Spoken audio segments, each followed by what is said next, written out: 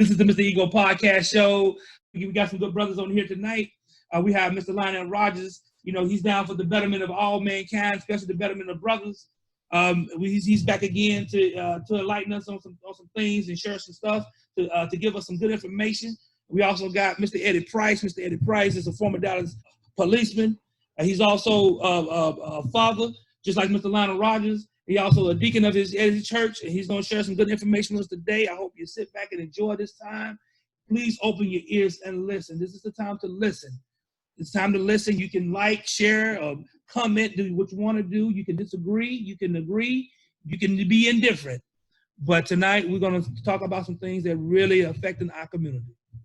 You know, Price, I really think this year, with everything that has went on, Breonna Taylor, unfortunately, she was killed, that was early May, late April, which one? Sometime in April, early May. Mm-hmm. He met an unfortunate and untimely demise. Ahmaud Arbery, he met his untimely, unfortunate demise back in February, right?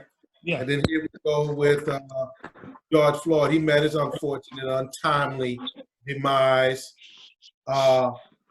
just last month now. Yeah.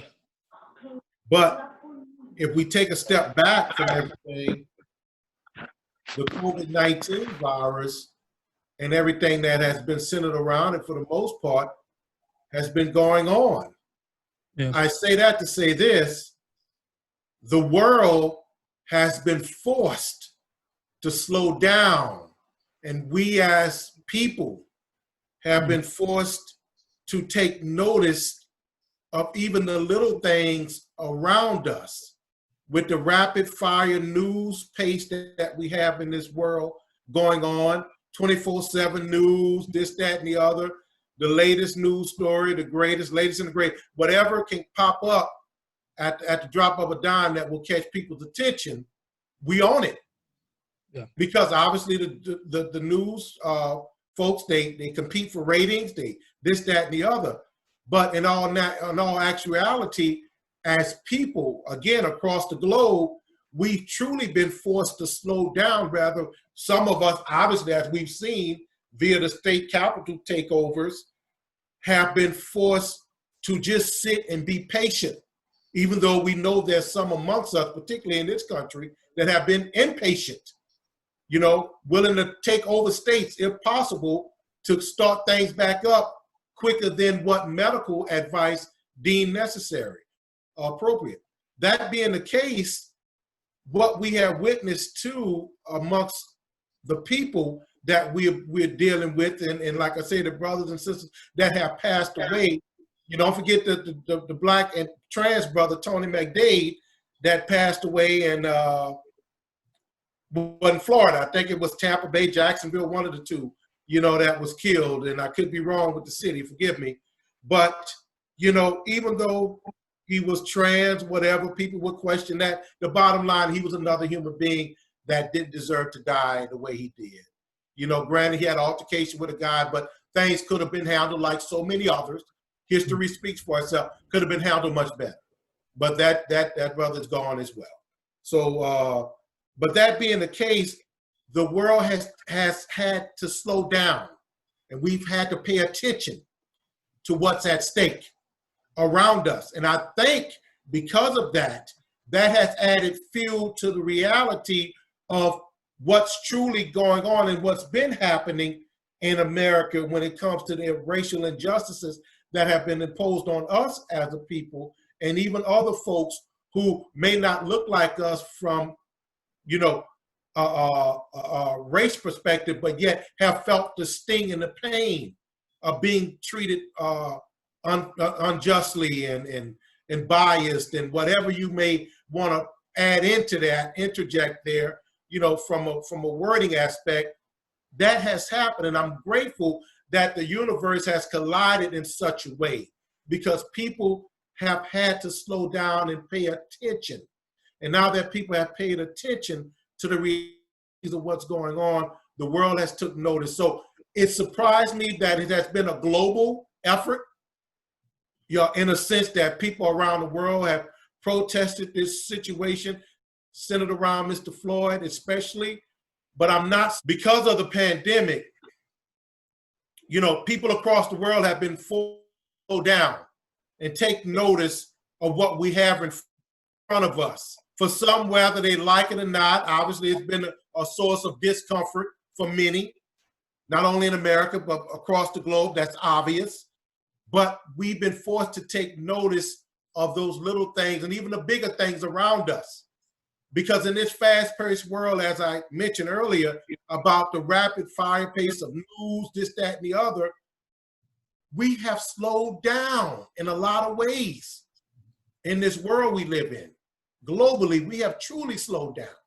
So when something so obvious and so devastating to the general public and that touches humanity so much, and the fact that the cruelty that we witnessed, especially not only with Ahmaud Arbery's death and again at Breonna Taylor's death and so many others, the gentleman McDade in Florida, but with George Floyd, we actually witnessed to the atrocity live and in effect what was going on, and people around the world seen it. And you got a choice. You can look at it indifferently and say to yourself, well, it's not my problem. Or you can say to yourself, well, as you sitting around that booth with your family, wherever you may be across the world, and see such a horrific and inhumane, to say the least, situation unfolding right in front of your eyes that ultimately led to his death. Yeah.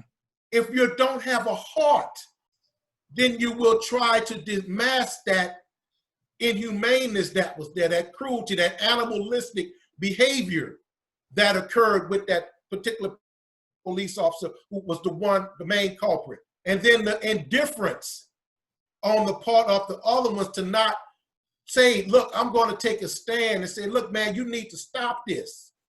Like one cop did during the protesting when they had a young man, he said, get you,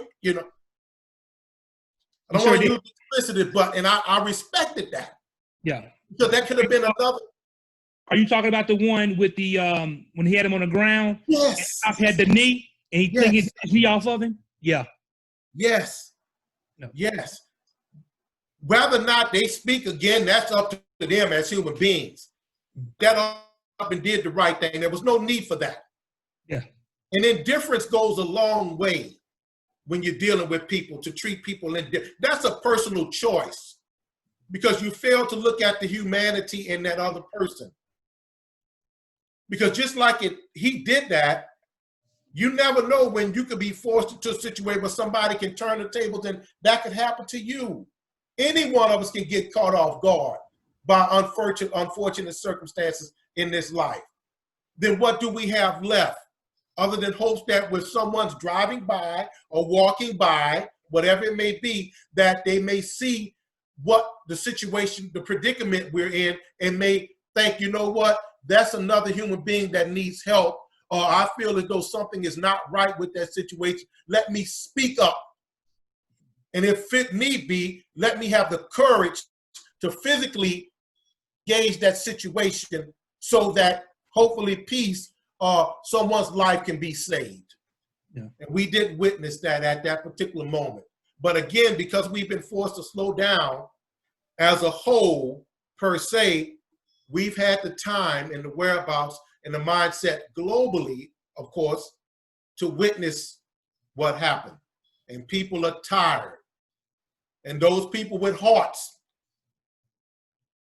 for humanity and for other people, regardless of color, looked at that and said that, you know what, enough is enough. I have to do whatever I have to do to stand up, to make things better and make things right. Mm-hmm. Mm-hmm. I agree with that. Yes, sir. And what you said, you're right.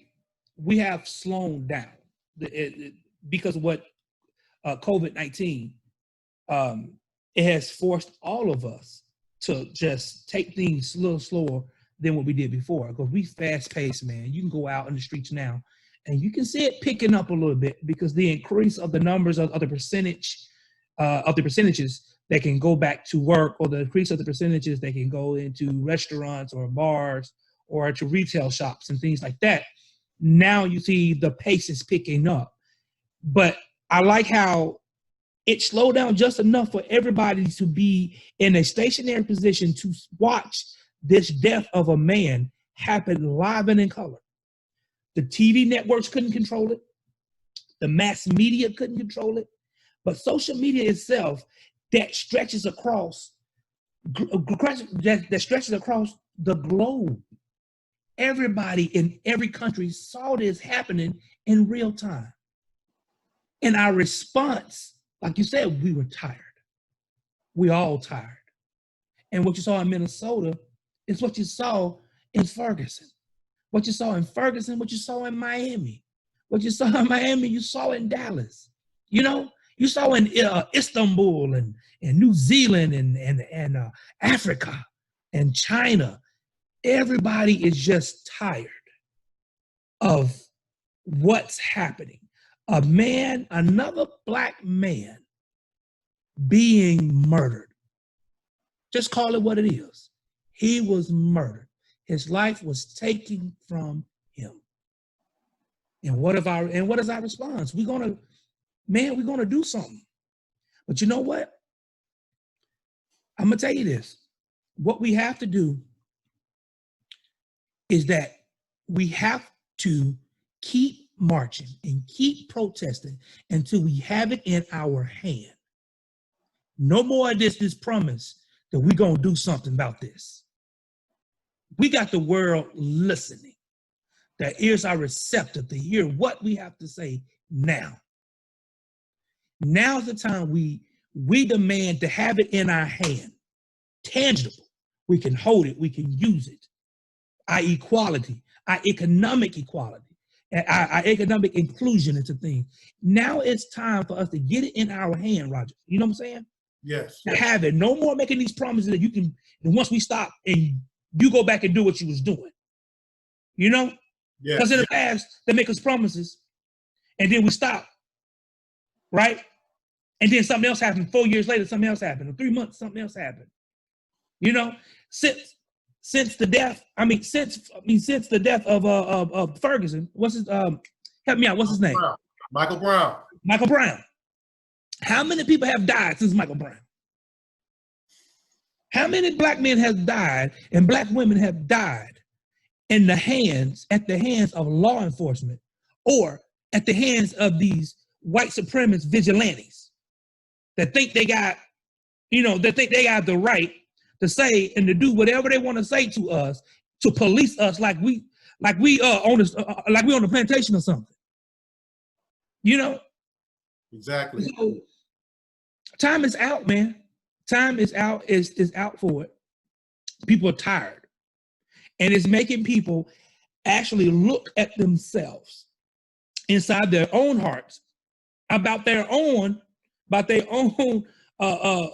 biases and prejudice. It's making them look at their own white privilege. I mean, white privilege is not a construct. Rush Limbaugh want to say it's a construct. It is not a construct. It's a living, breathing thing that has been in this world. It has been in this here United States since the inception. Yes. It is written into the Constitution. It's there. And it's taking away everything. And we were known as 3/5 of a man. You know? Yes. And so it's time for things. I'm with you, man. It's time really for this. It's time. People tired. It's tired. It's time. It's tired. It's time for us to turn the page, right? Meaning to turn the page. Let's get it in our hands now. Don't keep sitting. Don't keep doing me this song and dance. You know. And the thing about it, everybody kneeling.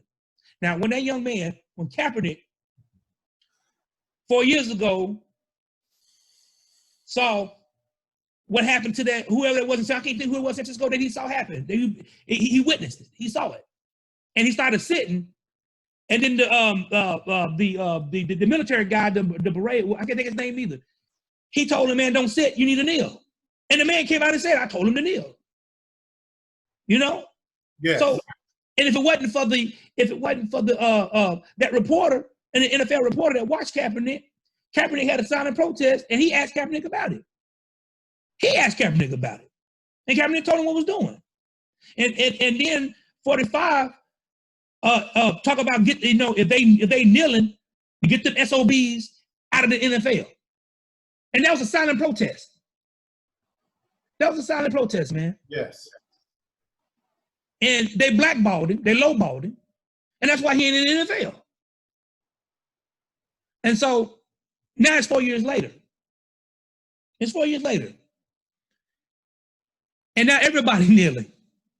What we gonna do? Kick all these SOBs, all the SOBs out of the country? Because everybody kneeling. Everybody. And it's a cross-cultural thing now. Cross-cultural. Exactly. Yeah, exactly. Now everybody kneeling. Yep.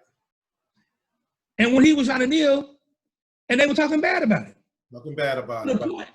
To the point, the NFL, they went and got Hoover. Remember that? They went and got Hoover, man. And I love Hoover. I love Hoover, man. Hoover, my guy. He my dude. I still listen to Hoover, man. I still listen to, shoot, man, my favorite thing is Unreasonable Doubt. You know what I'm saying? I love Unreasonable Doubt, man. Sean Carter, boy. But they went and got Hoover. And Hoover said, it's time for us to go beyond kneeling. See, that's why I had to disagree with Hoover. I disagree when he said that. I understand what he was saying. Yes. We can't go beyond kneeling. Because the minute we stop kneeling, see, that's what they want us to do. They want us to stop kneeling. Because kneeling is drawing attention. You know what I'm saying? It's drawing attention to the situation, why are we kneeling? Why are they kneeling? Well, we kneeling because police brutality. We tired of black and brown people being murdered at the hands of cops. As bad cops. That's right. Poorly trained cops. Or the cops that have been trained to do exactly what they've been doing. Yes. You know, use those tactics. And so now, whereas, and so they made a deal with Hova, and Hova got the, so they get the, because it was what, the 100-year a Super Bowl thing, so they can have a halftime show. And so it's stuff went down with that. And so, but everybody, here's the, we, as black people, we gotta stop fighting each other. Yes. Own it. We all saying the same thing, really. We just gotta come in agreement and say, this is what we're gonna do. We're gonna press forward. My mama always told me all the time, she said, son, you don't clown in front of the company. Yeah. You know what I'm saying? You don't clown in front of the company. If you and your brother got this agreement, you wait the company to leave, then you hash it out. Yes. But on company here, you hold a united front. You know what I'm saying? And that's the way we gotta be. Even though Kaepernick and Hova may have disagreed on something, but we don't bring that out in public. Why we got this disagreement? You know what I'm saying? This disagreement. Exactly. And I'm not saying they did that. I'm not saying that they did that or not. I don't know the logistics and backstory on all that stuff. I just know what's been put out there for us to see and what we read, But we have to, man, we have to take hold. We have to take a hold. We have to take a hold. And I'm proud of these young black men and the young black women and our allies that don't look like us. You know what I'm saying? We got allies out there, y'all. Yes. That don't look like us. Because everybody who look like us ain't for us. That's it. And everybody who don't look like us ain't against us. My daddy used to teach me that. Yes. My daddy taught me that. You know what I'm saying? Yes. And so we got allies up there, and we need to say, okay, thank you for my here marches, because this some folks march with King. There you go. They march with King. They have, it's some white people in the Underground Railroad who helped them along the way. So we got to recognize who our allies are. Yes. We have to recognize who our allies are, but we have to get with each other, man. And we have to demand it's in our hand. And it starts, and some of the things going to happen, starting with this right here. We got to make sure that we'll go down with Aubrey, his death and murder in Atlanta, that we follow that, we go on that too. We keep that. We follow that, and we stay on them jokers, we make sure them cats get, wrong is wrong. Wrong is wrong. And we need to stay on stuff like that, Roger. That's it. I mean, I said a whole mouthful, and I don't want to take up all this from you, man. What you think about some of the other stuff I said, Roger? Well, I think about the Central Park situation really opened my eyes to just how casual, to say the least, some people, particularly some people who feel entitled. And unfortunately, once again, it comes back down to the race situation with this white woman, Amy Cooper, pulling off probably one of the most asinine stunts that I've ever witnessed from another human being trying to get another human being in the simplest terms in trouble. But what was so scary about her antics was that you're looking at it from a racial lens, because that's what she chose to do. I'm gonna call a cop and tell him an African-American man is trying to harass me in the park. And then the stunt she pulled, it was very shameful, to say the least. And I know they're in New York, but to add some lighthearted humor to the situation, it was almost an off-Broadway performance. Get my drift. It was an off-Broadway performance that went the wrong way. She'd never be up for a Tony Award, a Golden Globe, an Oscar. It was horrible. It was a horrible performance, but it was a real moment in the lives of any Black man looking at that situation from the outside in, because of what has occurred to us over history's time. We need not go back no more than 60-something odd years to Emmett Till's situation, in which that woman lied, came out and admitted that she lied about what happened. But look what grotesquely happened to that little boy, that young teenage boy, because of a lie. And probably some people who are living today still in that particular area across this country we live in, maybe across the world, still probably don't believe that happened that way, or choose to figure out, well, plain and simple, he deserved to get what he got, in probably one of the most cruelest and ugliest ways imaginable. And that's sad. But those people, as we talked before, are going to always be around us. Always will be. There's nothing we can do about them other than, in the words of Dr. King, not fight hate with hate, but love with love, because that's going to be the ultimate victor when it's all said and done. And that's a spiritual thing. We both know that. That's very spiritual. So I look at those situations like that, Paul, and I say to myself, well, hopefully with the losses she's unfortunately had to occur as a result of her antics, and fortunately, hopefully this man who was able to survive that situation at its best, and he was able to maintain a certain level of poise and calmness about him through that situation, and stood his ground, not like to stand your ground laws, quote unquote, but stood his ground appropriately and called out a situation as he chose to do it, because he's right in calling that situation out. Mm-hmm. He did what he had to do, and he's still here with us. And unfortunately, like I said, she had to take some losses, but that's the way it goes. Hopefully in her apology that she eventually made, that she finds within herself to become a better person. But again, it's all about your actions. If I never get a chance to meet this woman personally or see her again, I just hope in her daily walk that that sincerity and humbleness and humility comes out of her open apology for that man and for anybody else that, like you, men like you and I, that she hurt by her words. Because words hurt. She hurt me, admittedly so, when she did what she did, because I looked at not just myself, but brothers like you, Price, my brothers personally, your brothers, cousins, you name it, friends, co-workers, you name it, people we know that could have been in that predicament because of her doing what she did.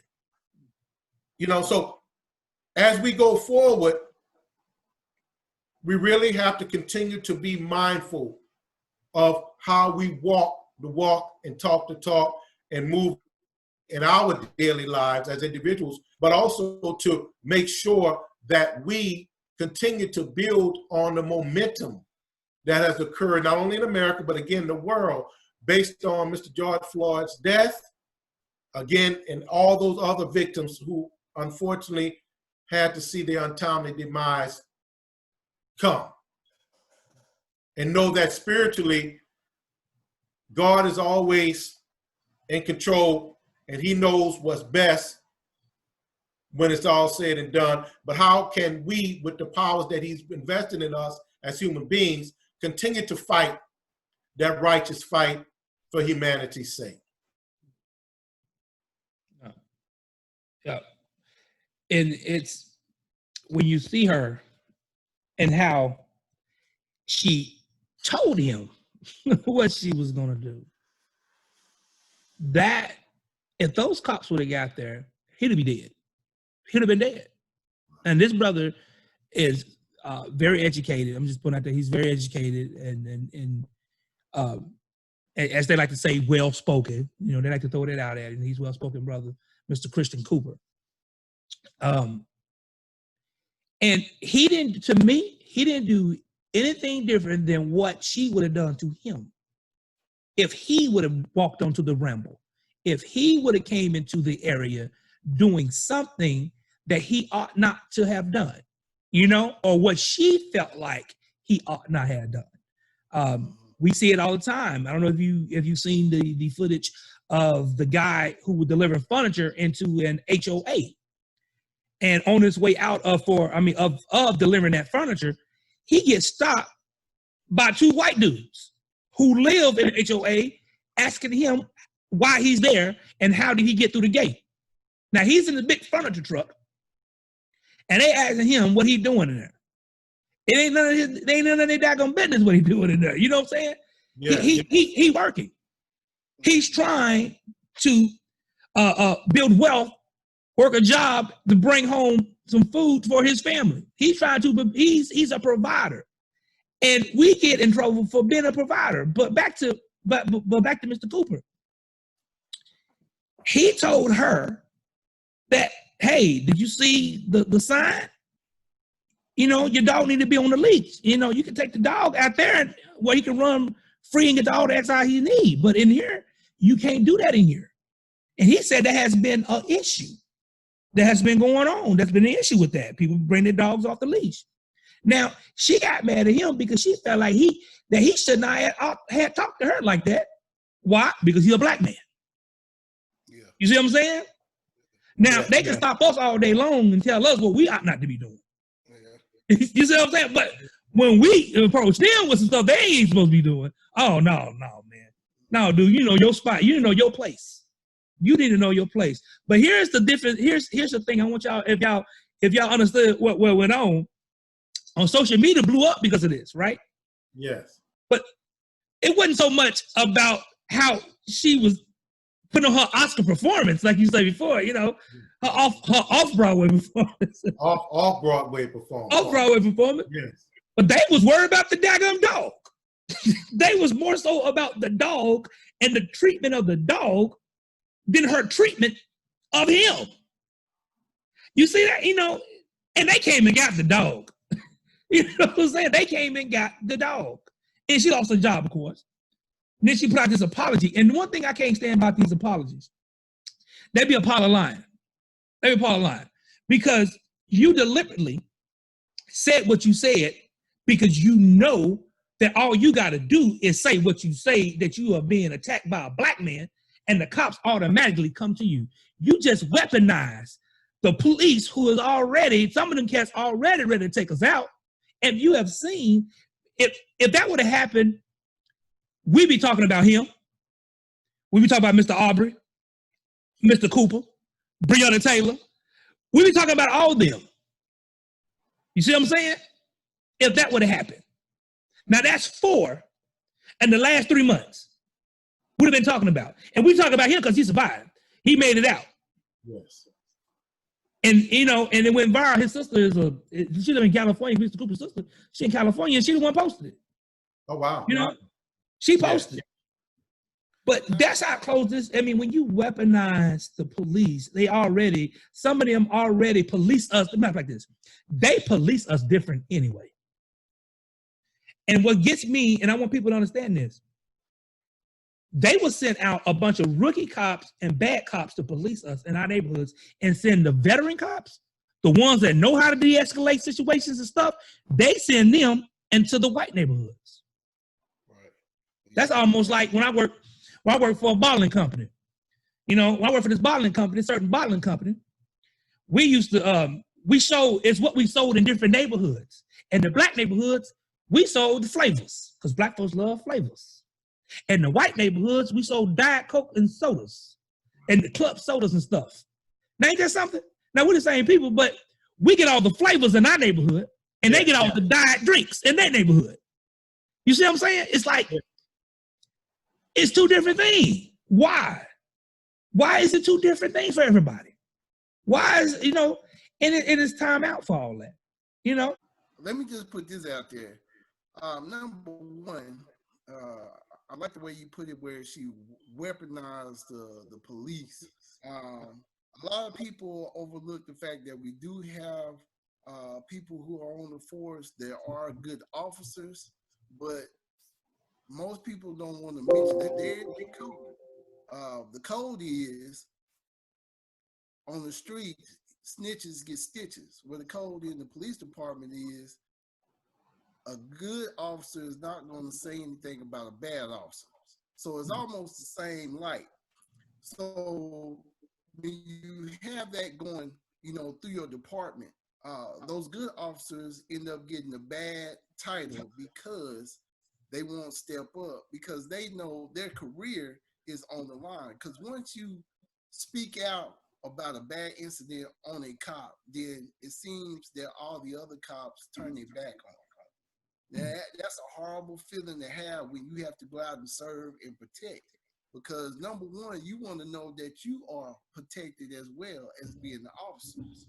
A lot of people don't get to see the other side of the table because they're not police officers. Having that experience that I had, it feels good to know that there's somebody in your corner when you're out there on the streets, that you're not by yourself. But if I were to go out and say something about one of the officers about things that I saw that was negative, now I'm blackballed. Now no longer that good cop title I can hold without some type of blemish on my shield. You understand what I'm saying?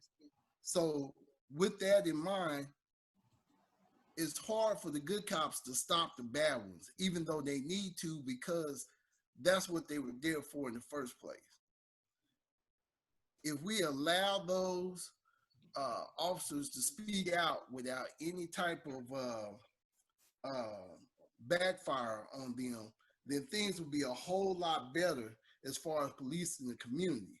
Then we can see the type of justice in the event where Mr. Floyd should not have died in that situation, because one of those officers, instead of just saying something, should have took action.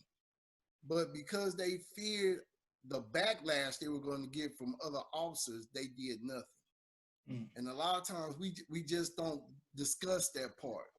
We want to put all officers under that umbrella of, hey, all of them are bad. And that's not true. And it was good to see that Fort Worth officer go down on one knee. It just took one to change their outlook and to actually see some type of peace and some type of middle road, if you will, that now, okay, justice may come out of this. Change may come out of this. Now we can have the type of policing, hopefully, in the future, from this one person taking a stand and saying, hey, my brothers in blue were wrong, but we want to police the community because I am a good officer, and I want y'all to know there are good officers out here where you can trust them. That's just one of the incidents. Now, as far as our white brothers and sisters, we're going to have to come to a common ground to where we're going to have to meet these racism and racist ideas head on and talk about that. Why they're there? Why do we teach our kids those things?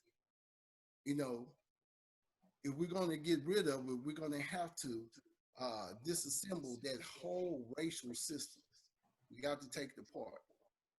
Because if we don't take the part at the root, then all you're doing is kind of like taking a weed and cutting the top of it and expecting it not to grow back.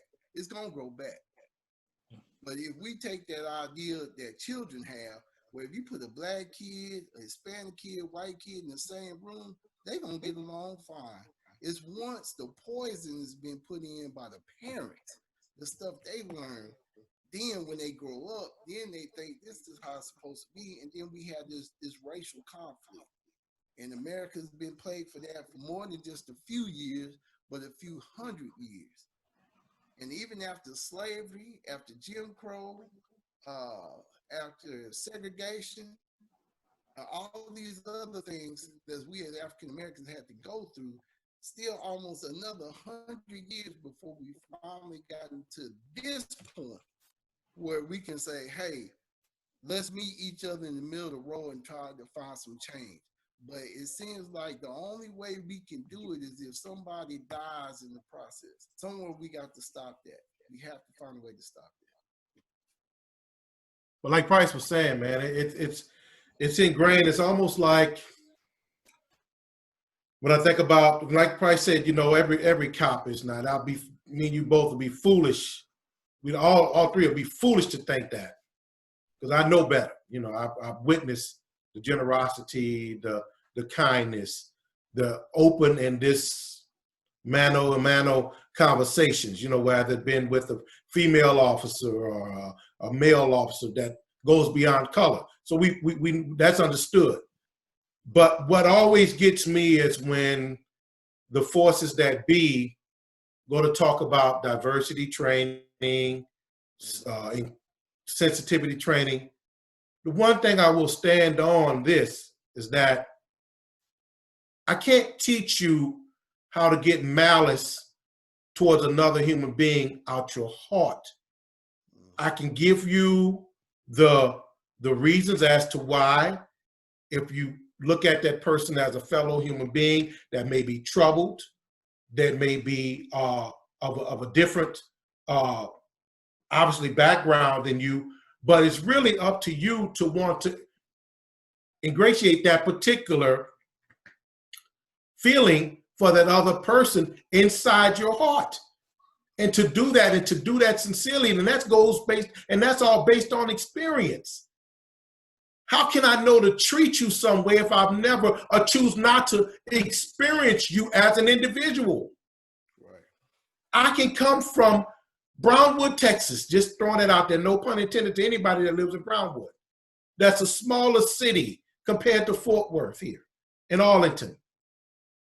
But Brownwood compared to Arlington, Fort Worth, the diversity is truly not there in the numbers. Sure, I may know of a couple of African-American, Black folks, and vice versa, Hispanic, but the reality is that that experience level is not as diversified. Yeah. But because I've gotten comfortable living in a small town or rural area, or even a big city, if I choose to go live in a rural or small town area to do my job, because that's what suits my fancy, me and my family, or just me, whatever, well, then I have to adjust and appreciate the people I'm dealing with and experience the people I'm dealing with. So when troubles come and the good times that accompany your work as a, we're talking about policing, particularly in a police officer's presence, well, then I'll be able to have that level of experience for me to say, you know what? I am here, I'm present. I've gotten a chance to experience Mr. Johnson that lives over here. I've gotten a chance to experience Mr. Rodriguez and his family that lives over here, Mr. Johnson, of course, and his family. I've gotten the chance to experience Mr. Herkowitz and his family. You name it, the list goes on and on. But because I've chosen to do that via experience, well, then truly in my heart and in my lifestyle and in my living, I won't be so quick to judge that other person. I won't be so quick to forcefully use the things that I've been trained to do. And not only the things that I've been trained to do, but Price, you mentioned the word parents, the things that I've been taught about those particular people that exist that don't look like me. And because of that, they don't look like me. And I've been told that they're this, that, and the other, negative stereotypes, you name it. Well, then I won't choose to treat them that way because I know better than that. Now that I've gotten a chance to experience, truly experience those other people. So that's the key. But unless you're willing to do that in those particular positions, and certain, even in our profession, but in certain positions, well, then you're fighting an uphill battle, and that lies within the individual. And I think these not, again, we're on the issue of policing. I think police academies, especially, should really tune into that when it comes to working and weeding out people, because anybody can fake it to make it. Yeah. But if you got a sense of entitlement, sort of what you talk about with the lady in Central Park, Amy Cooper, with Mr. Brother Christian Cooper, like you were talking about, that sense of entitlement, that cultural imperialism, that cultural superiority mentality, the list goes on and on. Unless you're willing to let that go and be vulnerable and accept other people as fellow human beings, accordingly, the good and the bad, because we both know there's good and bad in everyone.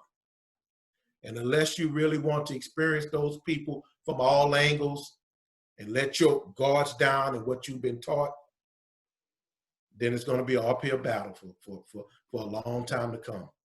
But those good ones, as you said, Price, let the good ones march on. And the good ones have to start having the courage, though, Price, to continue to speak up. That's the truth. That's right. They have to continue to. Now is the time. We don't have time to waste. Now is the time for the good ones to speak up and let the community, not just the barbecue or some midnight basketball. Now is the time for them to get in the grain, because we know there's people out there, good and bad, white, black, you name it, that are out there that don't care about the cops, because the underworld dealings that they're going on in their lives right now. If the cops get in the way of what I'm doing because they got info on this, that, and the other, but then they're going to always be my enemy.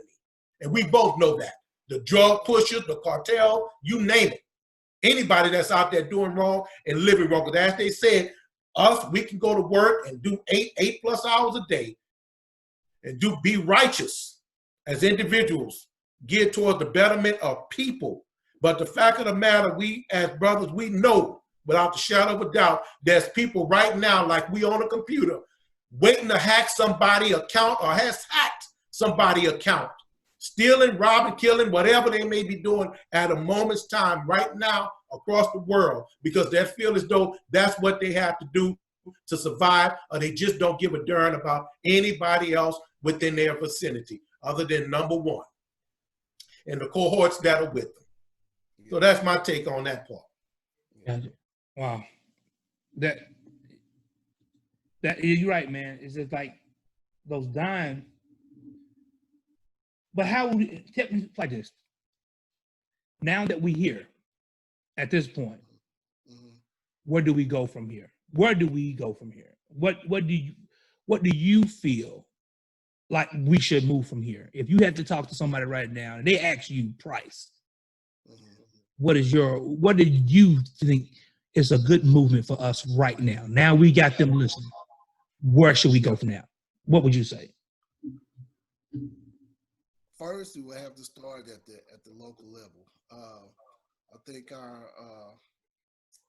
our president, I still like to call him Mr. President, Barack Obama, said a mouthful. From this point, we need to go vote. And when we vote, we can't just focus on presidential vote, presidential election only. We have to look at every level of the government that's involved to where we have elected officials in. We need to go vote for those people who we want in there, because that's the only way we're going to have change. A lot of people say, well, if it's not written in black and white, it didn't happen. So we have to have something concrete. And then I really like the idea of what I saw on the news a couple of days ago, where they had, I want to say, just your people working in a council that was, checking up on what the police officers were doing.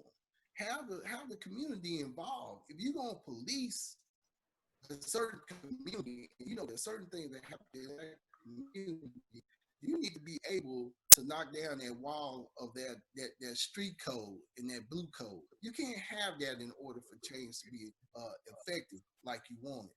So as for me, I think voting is one of the main answers to the problem, but then also have people from both sides, because a lot of times, and this has always been something that's bothered me, is when you go vote, you don't have a person from the Democrat in one part.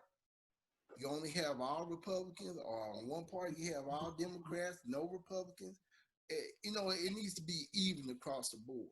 So people have someone to actually pick in those positions. So you don't have a lot of elected officials that's in there long term, so long, and no changes are ever made.